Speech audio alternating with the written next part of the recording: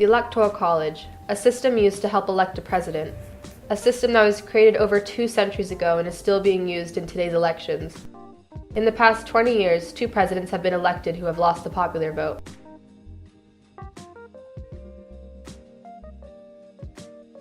David Gutfeld, social studies teacher, Sir Francis Drake High School. What is your opinion on the Electoral College? I think the Electoral College is a relic of its time, right? So it was made in the 18th century, like so much of our government, and comes from that time. So I feel like in that early period it made a lot of sense, right? It worked with the government that they created, the Constitution as it was. But I think today it's outdated. What I don't appreciate about it is it takes away the voice of the voter. It takes away the individual voice, that individual enfranchisement, that individual ability to say how they want the government to run. A nation based off democracy and liberty, where we were taught that our voice is a tool to help shape the future. So how did it all end up like this? Created by the Founding Fathers, the Electoral College system was created as a compromise between electing a president by a vote in Congress and electing a president by the votes of U.S. citizens. 39 out of the 44 presidents have won the election because of the popular vote, but the Electoral College doesn't always work with the popular vote. Our first president to lose the popular vote, John Quincy Adams. But he wasn't the only president not elected by the popular vote. Rutherford B. Hayes, our 19th president. Benjamin Harrison, the 23rd president. George W. Bush, the 43rd president. Not all of these were poor decisions by the Electoral College, but some of the presidents made poor decisions after. Hayes ending Reconstruction, Bush invading Iraq. But how can we forget about the newest addition to the list?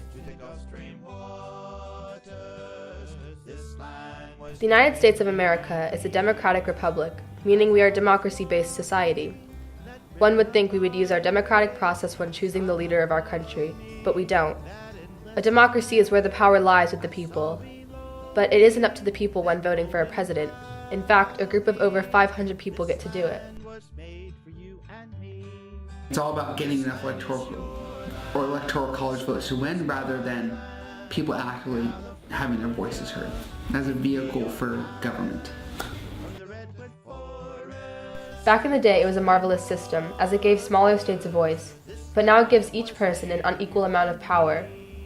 Does the Electoral College give small states a voice? No, I don't think it does. Originally, with the foundations of the country, yes, it gave them somewhat of a voice, but we only had 13 states and then small amounts that were added afterwards. The small states had a little bit more bargaining power and they could kind of unify, but at this point, right, we think about small states like Wyoming and Vermont, Montana, North Dakota, South Dakota, even some smaller ones like New Mexico. They don't have any power. They're powerless. If you add up a variety of states together, say 10 states, they barely get to this, I think the states I just mentioned. They don't even have enough electoral votes to be like the state of Michigan.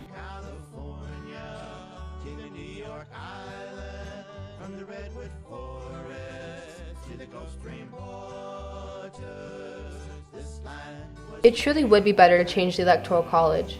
Some electors are even saying it would, even to the point that some have made the agreement that whatever the popular vote is for their district, they will vote with them. If we were to switch to a popular vote, it would ensure that the leader of our country would be the one that the bulk of the population wanted. Since a vote would be more important to the election results, voter turnout would increase because their vote would actually matter. If you go to Texas, big state, very uncompetitive at this point. And no one ever goes to these places. They don't really, the big states don't have a voice. No one has a voice. So what it does, especially in our polarized society, is it puts 7 battleground states, basically is the election. So rather than saying we have the election of the country, we have the election of these 7 battleground states. With the popular vote, the president would be one with that the majority of the population would be happy with. What would be the benefit of switching to popular vote? I think some benefits would be it puts in line with the rest of like democracies across the world, right? There's no system that, no presidential system that operates like this.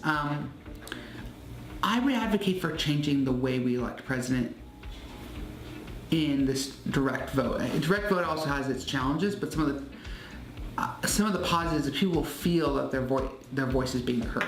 I don't know what the correct way it is, but I don't think popular vote is going to help.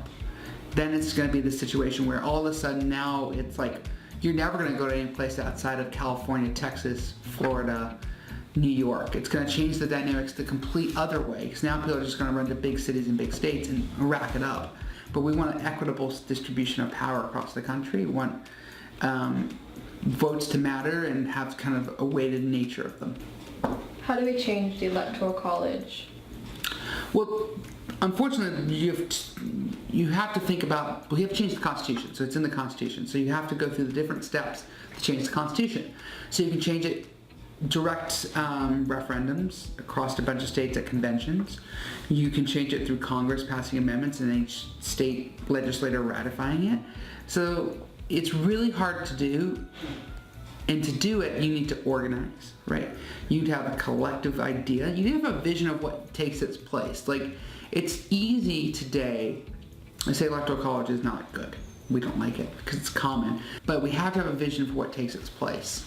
A real vision, a inclusive vision, I guess. When the majority of a population wants a different president than the one elected, there is a real problem. Don't you think it's time the government gave more power to the people and let us decide for our own future?